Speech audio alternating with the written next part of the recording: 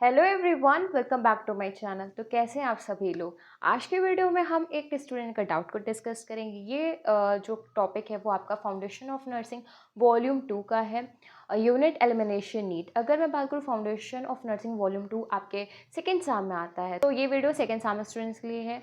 So second same student अच्छे से study करिए। आपका कोई भी डाउट हो सेकेंड सेम से रिलेटेड या किसी टॉपिक या सब्जेक्ट से रिलेटेड, तो प्लीज़ आप मेंशन करिएगा कमेंट बॉक्स में। आज के वीडियो में हम लोग डिस्कस करेंगे 4 डिजीज़ को। एकदम सिंपल सा है क्योंकि आप इसको डिटेल में पढ़ोगे। AHN सब्जेक्ट जो कि आपका आता है सेकेंड ईयर थर्ड सेम में, उसमें आप डिटेल में पढ़ोगे। मेनली आज की वीडियो में हम लोग क्या डिस्कस करेंगे, तो सबसे पहले हम लोग डिस्कस करेंगे diarrhoea, constipation, urinary retention and urinary incontinence. वैसे सेकेंड सेम के हर एक यूनिट को हम लोग डिस्कस कर चुके हैं। अगर आपका कोई भी डाउट हो तो आप पूछ सकते हैं।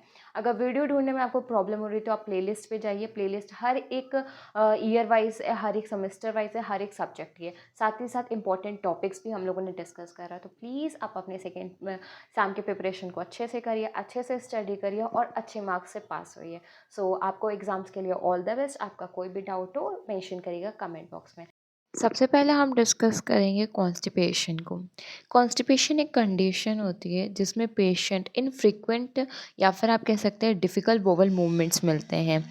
ये इसमें क्या होता है, कॉन्स्टिपेशन में आपको बहुत ही ज़्यादा ड्राई स्टूल और हार्ड स्टूल होगा, जिसकी वजह से आप जब डिफिकेट करोगे तो आपको पेनफुल होगा रेक्टम में। सो इसमें आपको प्रॉब्लम होगी। ये जनरली आपका 3 बॉवल मूवमेंट से कम होता है वीक में, तब हम लोग कहते हैं कि कॉन्स्टिपेशन है। सो ये चीज़ आपके लिए इंपॉर्टेंट है क्योंकि कॉन्स्टिपेशन और डायरिया में ये चीज़ रहता है कि कितने बॉवल मूवमेंट से ज़्यादा और कम का रहता है। तो अगर 3 बॉवल मूवमेंट अ वीक कम है, उससे कम है, तो आपका कॉन्स्टिपेशन है। इसमें आपका क्या रहता है, एक इनकम्प्लीट डिस्कम्फर्ट का सेंस रहता है क्योंकि आप प्रॉपरली जब डिफिकेट नहीं कर पाओगे तो आपको एकदम कंप्लीट डिस्कम्फर्ट तो रहेगा ही। फिर अगर मैं बात करूँ कॉन्स्टिपेशन के कॉजेज़ की, तो सबसे पहला पॉइंट है लो फाइबर डाइट। लो फाइबर डाइट में सबसे ज़्यादा प्रॉब्लम आपको स्टूल्स में ही मिलेगी, जिससे आपका स्टूल सही से डिफिकेट नहीं हो पाएगा। इसमें सही से आपका स्टूल जो होता है वो प्रिपेयर नहीं हो पाता है। जब रिलीज़ आउट होता है या फिर आप कह सकते हो एनस से जब रिमूव आउट हो रहा होता है, तो आपको बहुत ज़्यादा सीवियर पेन होता है। तो लो फाइबर डाइट इसका मेन कॉज है कॉन्स्टिपेशन का। फिर इनएडिक्वेट फ्लूइड इनटेक। अगर आपका इनएडिक्वेट मतलब कि आप सही से पानी नहीं ले रहे हो, सही से आपके में वाटर मैनेजमेंट नहीं हो रहा है, जिसकी वजह से आप में कि आपको कॉन्स्टिपेशन हो सकता है। फिर आपका आता है ड्रग्स। अब ड्रग्स ऐसे सारी तो ड्रग्स कॉन्स्टिपेशन नहीं करती, बट कुछ ड्रग्स करती हैं। मतलब कि कुछ मेडिकेशंस होती हैं जो कॉन्स्टिपेशन को अराइज कर देती हैं आपकी बॉडी में।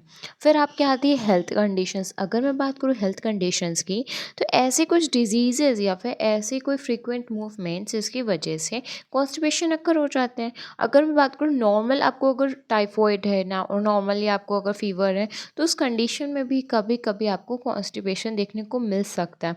कॉन्स्टिपेशन आपका कुछ नहीं, जब एब्डोमिनल पेन होगा तब भी आपको मिल सकता है, जब आपको मेंस्ट्रुअल्स होते हैं तब भी आपको कॉन्स्टिपेशन देखने को मिल सकता है। फिर आपका आता है lack of physical activity. Lack of physical activity का मतलब है कोई एक्सरसाइज नहीं, कोई मूवमेंट नहीं है, बॉडी जैसे कि तैसे, मतलब कि जहाँ पे वहाँ। तो उस समय में, उस कंडीशंस में भी कॉन्स्टिपेशन आपका मिल सकता है। तो ये कुछ 5 कॉजेज़ थे जो आपके मेन कॉजेज़ हैं कॉन्स्टिपेशन के। फिर आपका आता है क्लिनिकल मैनिफेस्टेशन। अगर मैं बात करूँ क्लिनिकल मैनिफेस्टेशन की, तो इनको हम लोग सिंपली क्या कहते हैं, साइन एंड सिम्टम्स। मतलब कि कॉजेज़ का मतलब होता है कि इनकी वजह से एक पर्सन में कॉन्स्टिपेशन हो रहा है। साइन एंड सिम्टम्स का मतलब होता है उस पर्सन में आपको ये सारे सिम्टम्स मिलेंगे जिससे आप एनालाइज कर पाएंगे कि उस पर्सन को कॉन्स्टिपेशन है या नहीं है। तो जैसे कि सबसे पहला पॉइंट क्लिनिकल मैनिफेस्टेशन में दे रखा है हार्ड एंड ड्राई स्टूल। तो कॉन्स्टिपेशन जिस पर्सन को हो रहा होगा, उस पर्सन का स्टूल बहुत ही हार्ड होगा, उसको डिफेट करने में बहुत प्रॉब्लम होगी, इसलिए बहुत ज़्यादा हार्ड और ड्राई स्टूल होगा। पेनफुल होगा, डिफ़िकल्ट टू पास बहुत ज़्यादा हार्ड है, जिसकी वजह से डिफ़िकल्टी हो रही है पास होने में। इनकम्प्लीट इवैक्यूएशन, अभी मतलब इस समय ऐसा सेंस रहता है कि इनकम्प्लीट है, आपने फुल्ली तरीके से अपने एनएस को नहीं क्लियर कर पाए हो, नहीं क्लियर हो पाता है कभी कभी, क्योंकि बहुत ज़्यादा हार्ड स्टूल होता है, पेन होने लगता है, वहाँ के जो मसल्स हैं वो भी रप्चर होने लगते हैं। फिर आपको नोज़िया वाली फीलिंग रहेगी, फुलनेस रहेगा बिकॉज ऑफ कि आपका स्टमक और आपके स्टमक में ऐसा रिफ्लेक्स रहेगा जिसकी वजह से नोज़िया हो सकता है। फिर आपका आता है लॉस ऑफ एपेटाइट, आपको भूख नहीं लगेगी उस टाइम पे। मेन क्या होता है, जो सिम्टम्स आपको ऐसा लगता है कि फीवर में आ सकते हैं, वो आपको इसमें भी मिलेंगे। फिर डिस्टेंशन और ब्लॉटिंग होगी, आपको ब्लॉटिंग पेन होगा, मसल्स ब्लॉट करेंगे, डिस्टेंशन होगा। और उसके साथ में एक सबसे लास्ट पॉइंट दे रखा है, that is infrequent bowel movement. आपको नहीं पता है कि आपका कब बॉवल मतलब कब जाओगे, कब फ्रेश होगे आप, क्यों? क्योंकि उसमें आपका इनफ्रीक्वेंट हो जाएगा। फ्रीक्वेंसी इसमें इसलिए नहीं अकर है, डायरिया में क्या होता है फ्रीक्वेंसी बढ़ जाती है, बट कॉन्स्टिपेशन में फ्रीक्वेंसी कम हो जाती है। इनफ्रीक्वेंट कंडीशन आपकी डेवलप होती है कॉन्स्टिपेशन में। तो ये टॉपिक था आपका कॉन्स्टिपेशन। कॉन्स्टिपेशन टॉपिक में इतना कंटेंट सफिशिएंट है। अगर आपका कोई भी डाउट हो कॉन्स्टिपेशन टॉपिक से रिलेटेड, तो प्लीज़ आप कमेंट बॉक्स में मेंशन कर दीजिएगा। नेक्स्ट अब हम डिस्कस करेंगे डायरिया। डायरिया टॉपिक हम डिस्कस कर रहे हैं एएचएन बुक से। एएचएन बुक थर्ड सैम में आपका सब्जेक्ट है उसमें, बट इसमें डायरिया डिजीज़ कंडीशन दे रखी थी, तो हम लोग इससे डिस्कस करते हैं। डायरिया क्या है? डायरिया कंडीशन है जिसमें एक्सेसिव लूज होगा वाटरी फीकस का, मतलब कि इसमें आपका कॉन्स्टिपेशन में क्या था, फ्रीक्वेंट कम था बॉवल मूवमेंट, लेकिन डायरिया में बॉवल मूवमेंट आपका एक्सेसिव होगा, जिसमें आपका फीकस कैसा होगा, वाटरी होगा। Bacteria, virus, parasites are the most common cause of diarrhoea. Diarrhoea का मोस्ट कॉमन कॉज क्या, आपके बैक्टीरिया हैं, वायरस और पैरासाइट्स हैं। इसमें आपको पता है कि इन पैथोजेंस की वजह से फैटल इलनेस कंडीशन डेवलप हो सकती है। अब हम बात करते हैं डायरिया के टाइप्स की। तो डायरिया आपका मेनली 3 टाइप्स का होता है। पहला है एक्यूट डायरिया। एक्यूट का मतलब क्या है, इसमें आपका जो ऑनसेट है वो सडन का होगा, ज़्यादा टाइम का नहीं होगा। मतलब कि अगर मैं बात करूँ तो इसमें लास्ट 1 to 2 डेज़ का है, तो अब आप उसको कहोगे कि वो एक्यूट डायरिया है। क्रोनिक का मतलब क्या होता है, वो लॉन्गर देन हो जाएगा 4 वीक्स। ये चीज़ इंपॉर्टेंट है आपके लिए। परसिस्टेंट का मतलब क्या होता है, ये आपका मतलब कि 4 वीक तक चल रहा है, मतलब कि 2 से 4 हफ्ते तक है, फिर आप कह सकते हो ये आपका परसिस्टेंट है। जो सिंपल सा एक्यूट में आपको 1 से 2 दिन का रहेगा, परसिस्टेंट में आपका 4 वीक का रहेगा। क्रोनिक में अगर आपको 4 हफ्तों से ज़्यादा डायरिया प्रॉब्लम फेस करनी हो रही है, तो आप कहोगे कि आपको क्रोनिक डायरिया हो गया है। और अगर आपको सिर्फ अभी 2 से 3 हफ्ते हुए हैं या फिर चौथा हफ्ता लगा है, तो उसको हम लोग कह सकते हैं परसिस्टेंट डायरिया। तो डायरिया आपके 3 टाइप्स के होते हैं। सबसे पहला आपका है एक्यूट डायरिया, फिर आपका है परसिस्टेंट डायरिया, फिर आपका है क्रोनिक डायरिया। फिर अब हम डिस्कस करते हैं इटियोलॉजी, मतलब कि कॉजेस, किन कारणों की वजह से डायरिया डेवलप होता है। तो मेनली आपके 8 पॉइंट मेंशन है जिनकी वजह से आपकी बॉडी में डायरिया अकर होता है। सबसे पहले वायरल इन्फेक्शन। वायरल में भी आपका कौन सा आता है, रोटा वायरस, नोरो वायरस और कुछ ऐसे वायरल जो आपके जीआई में अफेक्ट करते हैं, मतलब कि गैस्ट्रोएंटराइटिस में अफेक्ट करते हैं। फिर आपका आता है बैक्टीरियल इन्फेक्शन। बैक्टीरिया में आपका आता है सैल्मोनेला। सैल्मोनेला आपको पता है क्या कॉज करता है? अगर आपको पता है तो प्लीज़ आप कमेंट बॉक्स में मेंशन करिएगा सैल्मोनेला टाइफी के लिए। और फिर आपका बैक्टीरिया होता है इकोलाई। फिर आपका थर्ड आता है पैरासाइटिक इन्फेक्शन। पैरासाइट्स की वजह से भी डायरिया हो सकता है। Eating food that upset the digestive system. ऐसा खाना जिससे आपका डाइजेस्टिव सिस्टम अपसेट हो जाए, इसका मतलब है डाइजेस्टिव सिस्टम सही से उस पर वर्क ना कर पाए। फॉर एग्जाम्पल आपकी कैपेसिटी नहीं है स्पाइसी फूड खाने की, ऑयली फूड खाने की, फिर भी आप खा रहे हो, जिसकी वजह से आपका डाइजेस्टिव सिस्टम अपसेट हो गया। क्यों? क्योंकि उसको वो डाइजेशन नहीं कर पाया, उसको वो चीज़ नहीं कर पाया जो उसको मेन न्यूट्रिएंट्स को लेना था। फिफ्थ पॉइंट है allergies and intolerance to certain food. जैसे कि कुछ लोग होते हैं जो लैक्टोज इंटॉलरेंस होते हैं, फिर भी वो लैक्टोज को ले लेते हैं, मतलब कि वो मिल्क का इंटेक कर लेते हैं, जिसकी वजह से उनको फर्दर ये प्रॉब्लम देखने को मिलती है। फिर आपका पॉइंट आता है मेडिकेशन। मेडिकेशन और कॉन्स्टिपेशन में जैसे हम लोगों ने ड्रग्स का लिया था, सेम एज वैसे ही कुछ मेडिकेशंस होती हैं जो डायरिया को इनिशिएट कर देती हैं या फिर कभी कभी सेकेंडरी में डायरिया हो जाता है। तो मेडिकेशन इस वजह से हम लोग लिखते हैं इटियोलॉजी में। फिर आपका आता है रेडिएशन थेरेपी। रेडिएशन थेरेपी की वजह से भी डायरिया आपको मिल सकता है पर्सन में। फिर आता है malabsorption of food. Malabsorption का मतलब क्या है, जैसे एब्जॉर्प्शन होना चाहिए था वैसे एब्जॉर्प्शन नहीं हो पा रहा है, माल एब्जॉर्प्शन हो रहा है किस चीज़ का, खाने का। तो उसका सिंपल मीनिंग क्या है, उसका पुअर एब्जॉर्प्शन हो रहा है। आपकी बॉडी में जो जीआई सिस्टम है उसका सबसे मेन काम क्या है, एब्जॉर्प्शन का, लेकिन वो एब्जॉर्प्शन नहीं कर पा रहा है, उसी को हम लोग कह रहे हैं माल एब्जॉर्प्शन। फिर हम बात करते हैं पैथोफिजियोलॉजी की। तो पैथोफिजियोलॉजी में इसके बहुत सारे पॉइंट्स हैं। वैसे आपके एग्जाम्स के लिए पैथोफिजियोलॉजी इंपॉर्टेंट नहीं है, I am surely says, but अगर आप थर्ड सेम में आ रहे हो तो आपके सबसे इंपॉर्टेंट मतलब एक भी कोई पॉइंट रहेगा तो वो आपका पैथोफिजियोलॉजी रहता है। तो अगर आप इसको स्किप करना चाहोगे तो 110% आप इसको स्किप कर सकते हो। वैसे पैथोफिजियोलॉजी की अगर मैं बात करूँ तो आप इस तरीके से सिंपल सा इस फ्लो चार्ट से समझ सकते हैं। सबसे पहले क्या है, इंगेशन ऑफ ऑर्गेनिज्म, मतलब कि कोई भी ऑर्गेनिज्म जैसे कि वायरल है, बैक्टीरियल है, पैरासाइटेट है, कंटामिनेटेड फूड में होते हैं, वो आपकी बॉडी में इंटर हुए, होने के बाद में वो इंटेस्टाइन जो कोलोन है वहाँ पहुँचे, वहाँ पे उन्होंने मुकोसा इन्वेजन करा, मतलब मुकोसल में इन्वेजन स्टार्ट करा। फिर उन्होंने अपना वर्क साइटोटॉक्सिन तरीके से भी करा, उसके बाद में जिसकी वजह से इंट्रामुकोसल उनका मल्टीप्लिकेशन हुआ, फिर एक्यूट इन्फ्लामेशन हुआ जिसकी वजह से डायरिया कर हो गया। तो यही है आपकी पैथोफिजियोलॉजी। बट आप पे डिपेंड करता है, अगर आपको कन्वीनियंट लग रहा है और आपको लग रहा है कि हम ये एग्जाम में लिख सकते हो तो आप इसको करिए लर्न, नहीं तो आप इसको स्किप करिए 110%। अब हम सिंपल डिस्कस करते हैं हमारा main topic, that is clinical manifestation, जो कि हम डिस्कस कर रहे हैं डायरिया में। तो डायरिया में ऐसे कौन से साइनम सिम्टम्स है जो आपको पर्सन में देखने को मिलेंगे। सबसे पहले उसको बहुत ही सीवियर एब्डोमिनल पेन होगा पर्सन को, फिर ब्लॉटिंग होगी मसल्स की, नोजिया वाली फीलिंग रहेगी, वॉमिटिंग होगी पेशेंट को, फीवर भी रहेगा, और कभी कभी क्या होगा, स्टूल्स में आपको ब्लड भी मिलेगा। फिर आपको जो स्टूल्स होता है उसमें म्यूकस भी रिलीज होगा। अर्ज रहेगा कि बोवल मूवमेंट है हर वक्त, इसलिए डायरिया में आपको ज़्यादा बोवल फ्रीक्वेंट बोवल मूवमेंट से इंक्रीज आपको बोवल मूवमेंट होता है।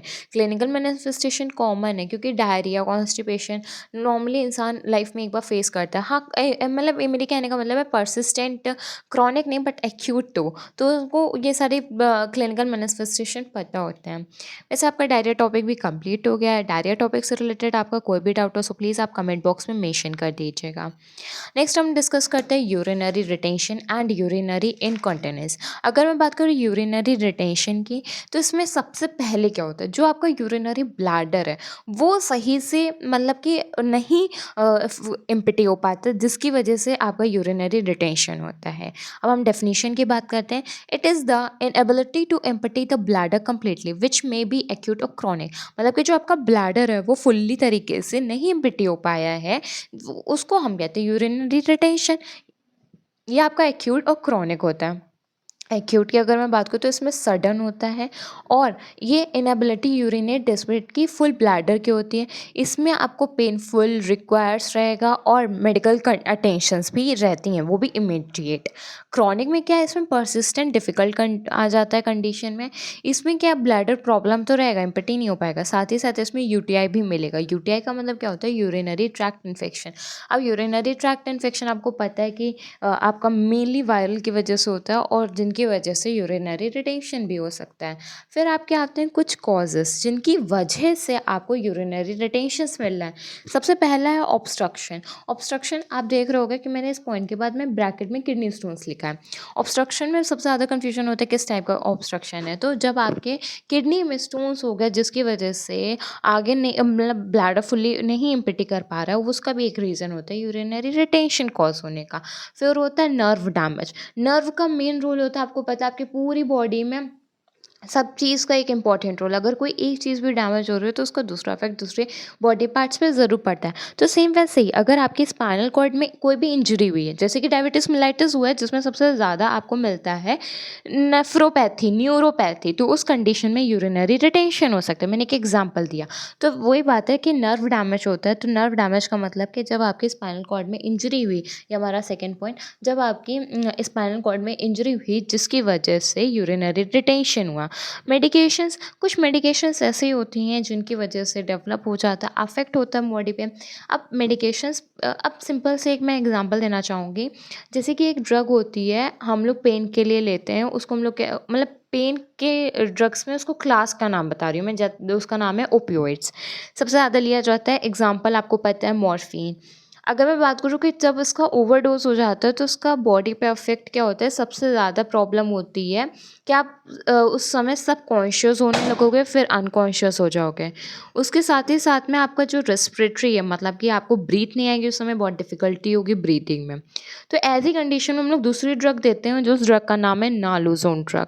ये ड्रग क्या करता है, अफेक्ट जो ओपियोइड का उसको कम करता है। आपके ब्रेन में रिसेप्टर्स होते हैं ओपियोइड्स के लिए, ओपियोइड्स वहाँ भी बाइंड अप करता है, बट नालोजोन ड्रग उस ओपियोइड्स को हटा के खुद लगता है। तो मेरा बताने का सिंपल सा मीनिंग है, कुछ मेडिकेशंस ओवरडोज करने की वजह से आपकी बॉडी पे अफेक्ट करती हैं। अभी हम लोग पेन के लिए ले रहे थे ओपियोइड्स, लेकिन उसने कैसे इफेक्ट कर दिया एकदम से रेस्पिरेटरी सिस्टम पे, लेकिन आपने उसको सही करने के लिए नालोजोन ड्रग दी, और नालोजोन ड्रग का भी अगर इसका अमाउंट आपने बढ़ा दिया तो आपको एलर्जी हो सकती है, हाइपर सेंसिटिविटी हो सकती है। तो मेरा कहने का सिंपल सा मीनिंग है, बहुत सारी मेडिकेशंस ऐसी होती है जिनको हम लोग फ़ायदे के लिए लेते हैं, उनका फ़ायदा होता भी है, लेकिन कहीं ना कहीं उनके साइड इफ़ेक्ट्स हम लोगों को कहीं मिल जाते हैं, बहुत बड़े बड़े या फिर कभी माइनर में मिलते हैं। अगर मैं बात करूँ, आप कोई भी गोली ले रहे हो रैंडमली, तो आपको नहीं पता इसका इफेक्ट कैसा है, लेकिन इन फ्यूचर उसका इफेक्ट आपकी बॉडी पे बहुत ज़्यादा पड़ेगा। इसलिए हमेशा प्रिस्क्रिप्शन की अमाउंट और डोज आपको पूछ के या फिर डॉक्टर के प्रिस्क्रिप्शन के हिसाब से ही लेना होता है। फिर आपका फोर्थ पॉइंट आता है कॉजेज में, that is week bladder muscles. मतलब कि जो आपकी यूरिनरी ब्लैडर की मसल्स है वो ही वीक हो चुके हैं, उनमें ही मतलब कि कॉन्ट्रैक्शन और रिलैक्सेशन का मूवमेंट नहीं बचा है, एबिलिटी नहीं बची है, जिसकी वजह से यूरिनरी रिटेंशन डेवलप हो सकता है। यूरिनरी रिटेंशन में बस इतना ही। आपका कोई भी डाउट हो आप कमेंट बॉक्स में मेंशन कर दीजिएगा। अब हम लास्ट डिस्कस करते हैं आज की वीडियो का topic, that is urinary incontinence. अगर मैं बात करूँ यूरिनरी इनकॉन्टिनेंस की, तो ये एक इनवॉलेंट्री लॉस ऑफ यूरिन होता है, मतलब कि आपके कंट्रोल का नहीं है। ये आपका सिवियरिटी ओकेजनल लीकेज हो जाता है, जिसमें आपका कोई भी मतलब कंट्रोल नहीं होता अपने ब्लैडर पे। साथ ही साथ इसमें आपका जो ब्लैडर होता है वो आउट ऑफ कंट्रोल हो जाता है, जिसकी वजह से यूरिन पास आउट हो जाता है। इसी को हम लोग कहते हैं यूरिनरी इनकंटिनेंस। अगर मैं बात करूँ डेफिनेशन की, तो ये क्या होता है, it is the involuntary loss of urine which can vary in severity from occasional leakage to complete loss of bladder control. अब ये आपके 5 टाइप्स के होते हैं, अब हम उनको डिस्कस करते हैं। तो सबसे पहला आपका आता है स्ट्रेस इनकॉन्टिनेंस। स्ट्रेस इनकॉन्टिनेंस आपका मेनली तब डेवलप होता है जब आप फिज़िकल एक्टिविटीज़ कर रहे हो, तब आपके ब्लैडर से लीकेज हो जाए। तो इसमें मैंने सिंपली एक लाइन में लिख भी दिया, जैसे आपको हमेशा याद रहे। तो स्ट्रेस इनकॉन्टिनेंस तब होता है जब लीकेज आपका ड्यूरिंग फिजिकल एक्टिविटीज़ हो। फिर आपका सेकेंड पॉइंट है अर्ज इनकॉन्टिनेंस। मतलब कि जैसे आपको लगा कि आपको मतलब वॉशरूम जाना है, वैसे आपको लगा कि आपको यूरिनेट करना है, बट आपका कंट्रोल नहीं था ब्लैडर पे कि आप होल्ड करो तब, लेकिन वो ब्लैडर पे कंट्रोल नहीं है, तो आपका सडन यूरिनेट होगा, उसको हम लोग कहते हैं अर्ज इनकॉन्टिनेंस। तो इसमें क्या रहेगा, सडन अर्ज रहेगा यूरिनेट का। फिर होगा ओवरफ्लो इनकॉन्टिनेंस। इसमें क्या होता है, कॉन्स्टेंट ड्रिपलिंग होता है यूरिन का जब ओवरफिल्ड हो जाता है ब्लैडर। अगर मैं बात करूँ, जब आप ब्लैडर में पिटी करते हो तो लास्ट में क्या होता है, जो यूरिन होती है वो बूंद बूंद करके गिरती है, उसी को हम लोग कहते हैं ड्रिपलिंग ऑफ यूरिन। तो ये आपका ओवरफ्लो इनकॉन्टिनेंस में मिलता है। फिर फोर्थ पॉइंट आपका फंक्शनल इनकॉन्टिनेंस। अगर मैं बात करूँ फंक्शनल इनकॉन्टिनेंस की, ये आपको मेनली तब मिलता है जब आपकी कॉग्निटिव लिमिटेशंस होती हैं, तब आप नहीं पहुंच पाते हो टॉयलेट तक टाइम पे, तब आपको इस टाइप में मतलब कि ब्लैडर इनकॉन्टिनेंस मिलेगा। फिर आपका आता है मिक्स्ड। मिक्स्ड मेनली कॉम्बिनेशन की वजह से होता है, मतलब कि जो ये 4 टाइप्स पड़े इनका किसी का भी कॉम्बिनेशन होगा, उसको हम लोग कह देते हैं मिक्स्ड इनकॉन्टिनेंस। लेकिन कॉमनली आपको किसका मिलेगा, स्ट्रेस और अर्ज इनकॉन्टिनेंस का। किसमें, मिक्स्ड इनकॉन्टिनेंस में। अब हम बात करते हैं कॉजेज़ की। कॉजेज़ का मतलब आपको पता चल गया, ऐसे पॉइंट्स है, ऐसी चीज़ें जिनकी वजह से ये चीज़ बॉडी में डेवलप हो रही है, पर्सन में डेवलप हो रही है। कॉजेज़ की अगर मैं बात करूँ तो सबसे पहला पॉइंट है वीक पेल्विक फ्लोर मसल्स। जो आपकी पेल्विक जो आपकी मसल्स हैं वो बहुत ही ज़्यादा वीक हो चुकी हैं, जिसकी वजह से उनको ब्लैडर पे कंट्रोल नहीं है। फिर क्या होता है, ब्लैडर पे जब कंट्रोल नहीं है, ब्लैडर को अर्ज हुआ तो ब्लैडर ने तुरंत यूरिनेट कर दिया।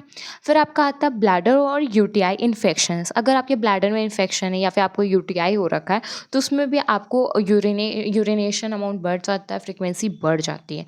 फिर आपका आता है न्यूरोलॉजिकल डिसऑर्डर्स। न्यूरोलॉजिकल डिसऑर्डर्स का सिंपल सा मीनिंग है जब नर्व डैमेज करते हैं, उस वजह से भी आप ब्लैडर पे कंट्रोल आउट नहीं कर पाते हो, जैसे कि कोई भी स्पाइनल कॉर्ड की इंजरी हो गई उस टाइम पे। फिर सर्टेन मेडिकेशंस का भी हम लोग ने डिस्कस करा कि कैसे अफेक्ट करता है। फिर आएगा ब्लैडर इरिटेंट्स, तो कुछ ब्लैडर इरिटेंट्स की वजह से भी बॉडी में यूरिनरी इनकॉन्टिनेंस डेवलप हो सकता है। सो आज की वीडियो में बस इतना ही। हम लोगों ने सबसे पहले डिस्कस करा कॉन्स्टिपेशन डिजीज़ को, फिर डिस्कस करा डायरिया डिजीज़ को, फिर डिस्कस करा यूरिनरी रिटेंशन को, फिर डिस्कस करा यूरिनरी इनकॉन्टिनेंस को। आज की वीडियो के लिए बस इतना ही। आपका किसी भी टॉपिक से कोई भी डाउट हो सो प्लीज़ आप कमेंट बॉक्स में मेंशन कर दीजिएगा। अगर वीडियो अच्छी लगे तो प्लीज़ वीडियो को लाइक कर लीजिए, चैनल को सब्सक्राइब कर लीजिए। Thank you.